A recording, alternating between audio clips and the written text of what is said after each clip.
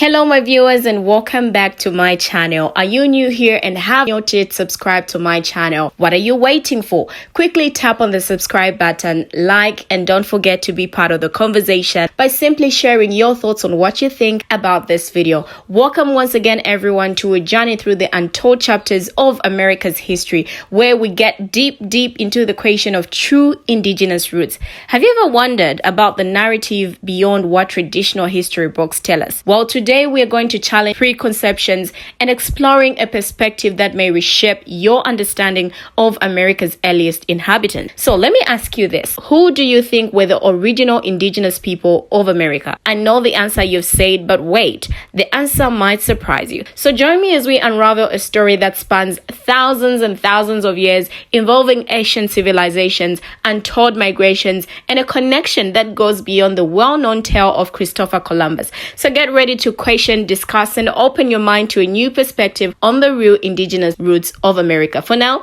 check out these videos. I will be right back, and when I do, we talk more about this topic. If you are raised and schooled in the United States of America, and you have gone to school for 13 years, K through 12, and you weren't listening.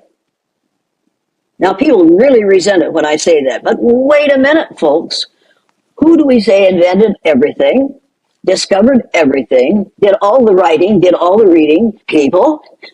Eventually, maybe you'll actually say when the teacher says Christopher Columbus discovered America and he met those Indians here. There were no Indians here when Christopher Columbus got here. There were people from Africa who had been here for over 10,000 years before Christopher Columbus was born. It's time for us to teach our children the truth. And it's time for us to say, okay, we're going to talk about Black Lives Matter.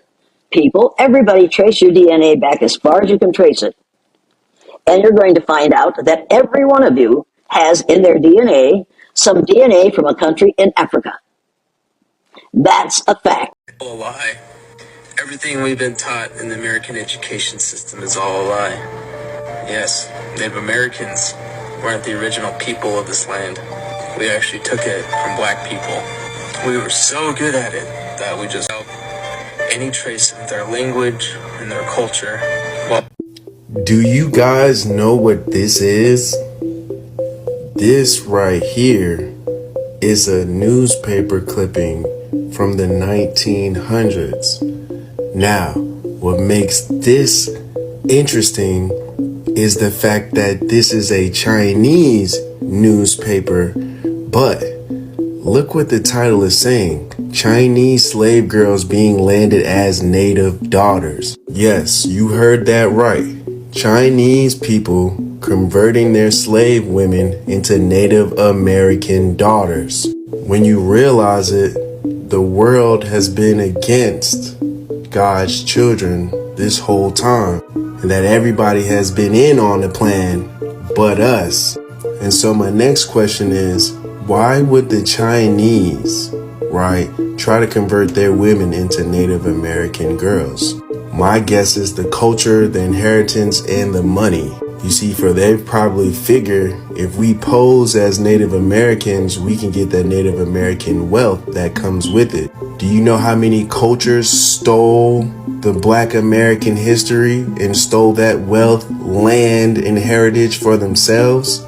Now it makes sense. If we take Chinese women and pose them as Native Americans, in return, we should be able to do trading and business with the Chinese. That could be why America was so heavily trading with China. It could be because of this. This world is, but I'm glad that real history is coming to light. She has a point. There were no Indians here, because Indians are from India. And the only reason that Native Americans are called Indian is because that man got lost at sea and we happened to find him. Now, don't get me wrong. I do understand the point that she's trying to make, that all life started in Africa. Yes, thousands and thousands and thousands of years ago, the very first humans started in Africa. However, once people started branching out and migrating, that's when we start to see different races forming. There were different genetic adaptations based on climate, sun exposure, and a lot of other factors, honestly, which is why we see some people with light eyes and light hair. We see people with smaller eyes, bigger nose, smaller lips. These are all genetic adaptations. And that's why natives are natives and Africans are Africans, unless you're Afro-Indigenous, and then you're both. Dark-skinned Indians. We're going to see some cousins, the Mikosuke. Yes. Today, we're going down to Miami to see Leroy Osceola, Yes. the traditional Mikosuke. Yes. When you see their ancestors, which are our ancestors, Yes. you look at us. You're looking at mirror images of us. Right. And so that is important, because when you see modern day Mikosuke who have bred out a little bit, Right. or are breeding out Right. gradually, Right. and Right. they become lighter and lighter of skin. Right. Those with the truth will say, well, this is coming from our women, Right. the children, and their skin tone gets lighter. Right. And I say that because, it is so, it becomes so controversial when people see people of our skin tone Who are lighter or darker. who are darker. Exactly. And then they say, well, they're Africans. That is like saying all of the lighter versions of Native Americans in the West are Mexicans. Exactly. They get called that. Sure. They get called that. It's ignorance. It is ignorance. It's sheer ignorance. It's pure ignorance Right. at its best. Right. You can be upset about this theory without being anti-black, because a lot of you Indians, I love you. I do. I love you. Non-Afro-Indigenous Indians, Native people, Indigenous people are using this theory, this conspiracy theory, as a reason to be anti-black on your TikToks. I don't like it. And you can say, well, I'm not being anti-black. You are, right? You are. You are. You know you are. And I can see it. And it's not even necessarily exactly what you say. It's just how you say. And the comments that seem to be appropriate. Like, you know it when you see it. And it's unacceptable. And you could be upset about this fringe little group of people doing something weird. And you can be like, get off my reservation, without turning it into like an anti-black campaign that's like secretive. And I don't like it. All right, welcome back. Now that we've set the stage, we've heard and seen the videos, let's get into the heart of the matter. The conventional narrative often places Native Americans as the original inhabitants of America. But what if I told you there's a deeper, less explored chapter? Picture this. A history that predates Columbus, a tale of people with roots reaching back over 10,000 years. Now, as we embark on this exploration, keep an open mind and consider the possibility that the true indigenous story of America may have roots in a different part of the world, just like we've heard from the videos. So are you ready to uncover a narrative that challenges the conventional wisdom? If you are, then let's get into the intriguing layers of America's hidden past. Now, as we peel back the layers of history, it's essential to recognize that long before Columbus set foot in American soil, there were complex societies thriving here. Now, some researchers propose that people from Africa may have been part of this ancient tapestry, establishing communities and civilizations that flourished for millennia. Now, the evidence is nuanced and thought-provoking, including archaeological findings and intriguing oral history. Consider this. If Native Americans indeed acknowledge a connection with a pre-existing population, it raises questions about the intricate interplay of cultures and migrations across the ages. So as we navigate through the evidence and diverse perspectives, keep in mind the profound implications of rewriting the narrative of America's indigenous roots. So let's explore the historical breadcrumbs and engage in a discourse that challenges assumptions. What pieces of this puzzle have you come across?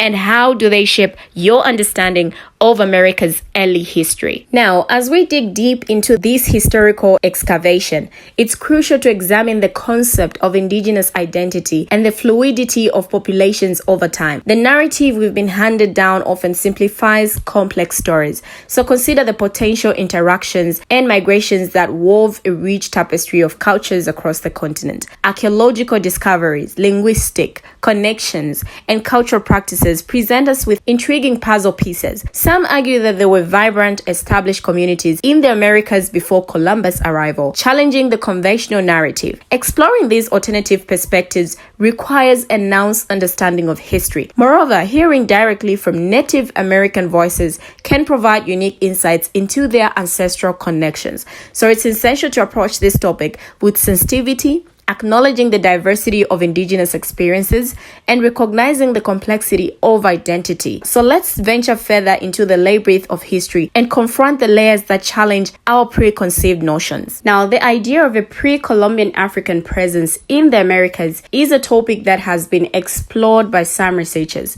but it's important to note that it is not widely accepted within mainstream historical scholarship. I think we all know the reason why. Now, proponents of this theory point to various pieces of evidence, including certain archaeological findings, linguistic connections, and cultural similarities. One controversial hypothesis suggests that African civilizations, possibly West African, had contact with the Americas well before Columbus. Some proponents argue that these interactions influenced aspects of indigenous cultures and may have contributed to the development of early American societies. It's worth noting that while some researchers propose the possibility of pre-Columbian African presence, the academic consensus leans heavily towards recognizing the diverse and complex societies established by Native American civilizations. Now, the debate around transoceanic contacts and influences is ongoing, and scholars engage in rigorous examination of archaeological, genetic, and linguistic evidence. Mainstream historical understanding emphasizes the significant achievements of indigenous civilizations such as the Maya,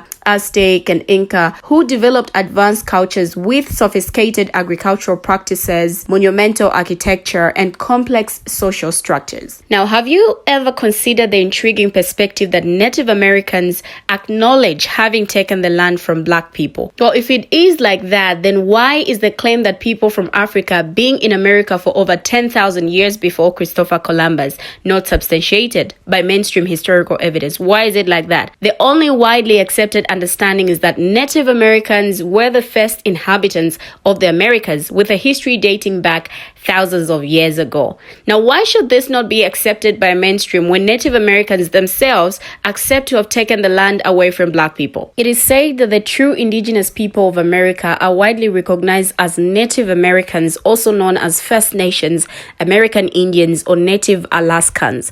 These diverse groups have unique cultures, languages, and histories, with roots tracing back thousands of years across North and South America. In case you've been wondering why they reject this theory, here's the answer. The reason why they reject this theory is because, according to them, the theory suggests a pre-Columbian African presence in the Americas is rooted in several factors. One primary reason is the lack of substantial and widely accepted evidence supporting such claims. Mainstream historical research relies on rigorous scrutiny of archaeological findings, linguistic connections, and cultural practices, and the evidence for an African presence often falls short of these standards. That's according to them. They go on to say the established narrative of indigenous peoples, particularly Native Americans, as the original inhabitants of the Americas has been well documented and widely accepted within the academic community. Alternative theories require robust evidence and consensus building to challenge this well-established understanding. Historical research is an ongoing process, and theories that lack substantial empirical support or face skepticism within the scholarly community may struggle to gain acceptance. So this is the reason why the cautious approach ensures that historical narratives